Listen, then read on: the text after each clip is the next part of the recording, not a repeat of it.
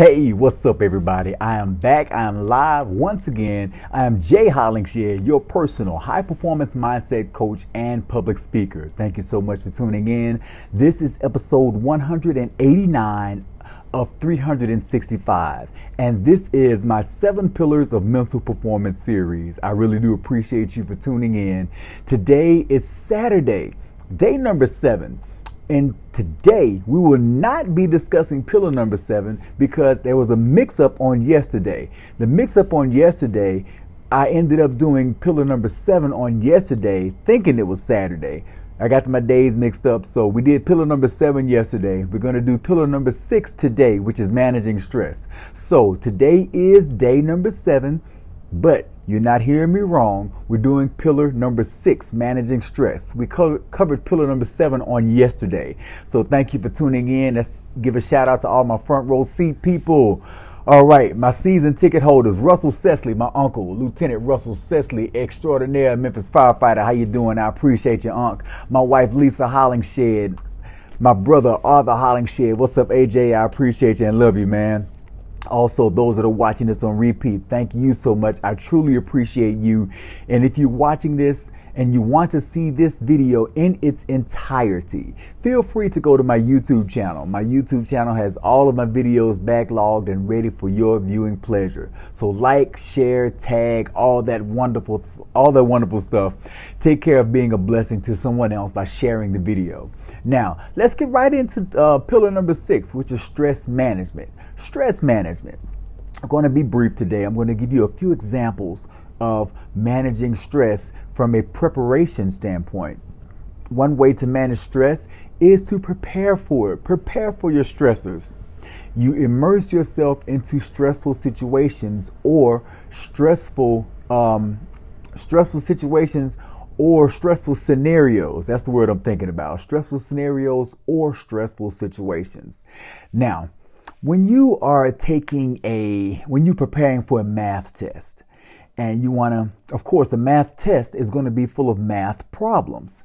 Now, when you prepare for a math test, what do?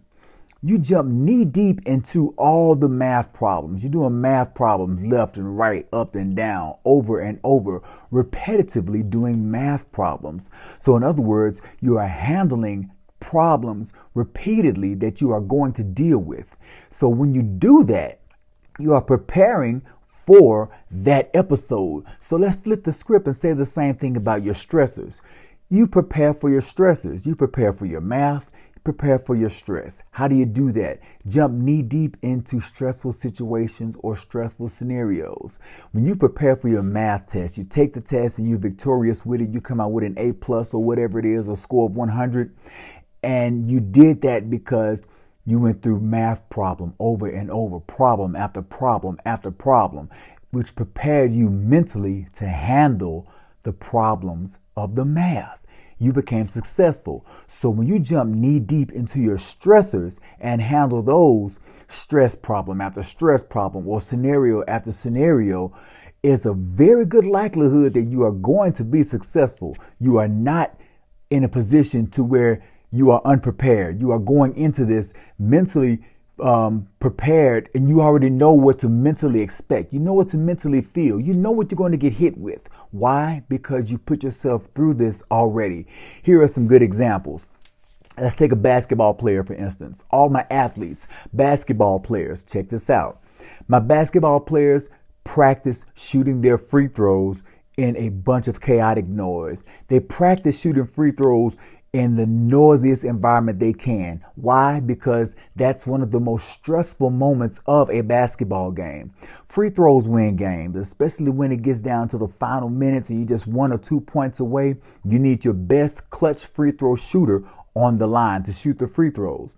Who is your best clutch free throw shooter? Of course, someone who's practiced being clutch in free throws. Someone who's practiced over and over repetitively on shooting free throws under stressful or duress situations.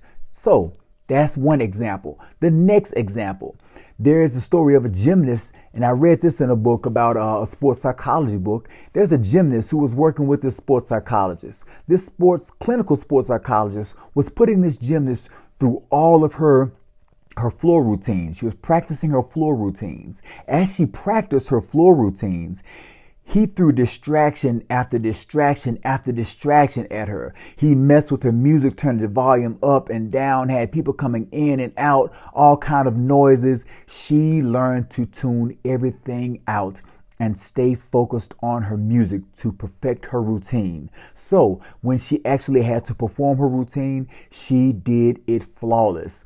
Even though there was a hiccup, the hiccup didn't bother her. This is the hiccup. It sounds kind of crazy, but it literally happened. She was in the middle of her routine, and it was a routine where she just flung her head around like that. And when she did that, she flung snot, literally flung snot onto her cheek.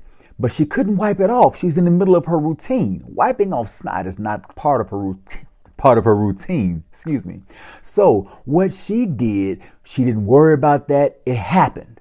So what? It happened. But she kept going because she was focused on her event as an athlete. She performed extremely well because she was well focused and she practiced under stressful situations. Here's another situation.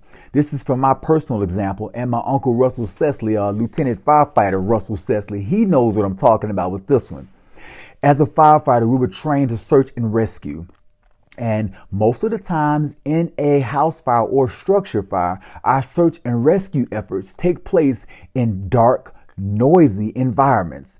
You got the fire going, you got people screaming, you got a lot of loud fire engines, you got fans going that the firemen brought in just to get the fire out. Just to get the smoke out. So it's a lot of noise, but the smoke is pitch black and normally there's no power because the firefighters will have killed the power to the structure that's on fire. So it's noisy and it's dark. When we practice our search and rescue efforts, we practice blindfolded in our mask, in our face piece, we blacked it out to where we couldn't see. And there was a lot of noise. So we practiced our search and rescue efforts in a lot of noise and we practiced them blindfolded. The payoff from that was successful search and rescue missions. Just as the basketball players that practiced their free throws under stressful situations, their payoff was a successful free throw. Just as the gymnast that I just told you about, her payoff for practicing under stressful situations was an excellent, flawless routine. Now, my last one that I'm going to mention to you is one of my favorites.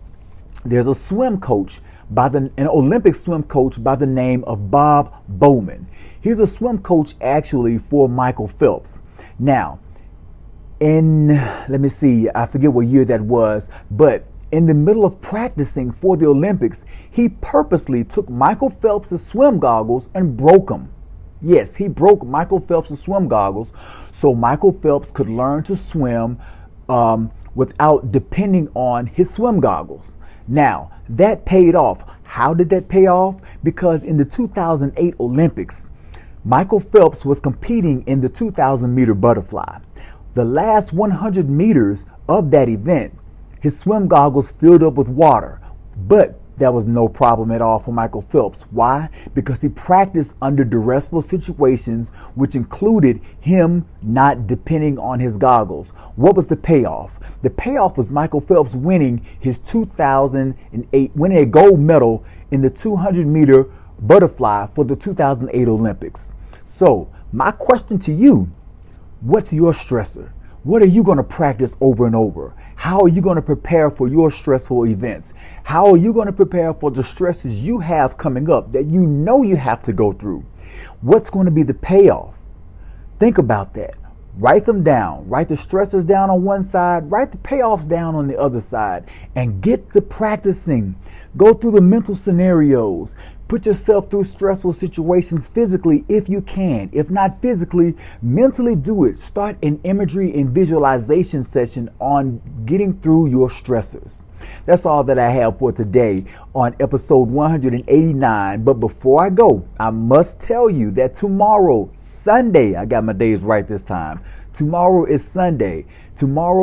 Starting tomorrow and continuing for the rest of the year, my episodes will start at 9 o'clock p.m. Eastern Standard Time. Not 10 o'clock, but 9 o'clock p.m. Eastern Standard Time. So mark that on your calendars and put that in your phones or your devices, however you want to do that.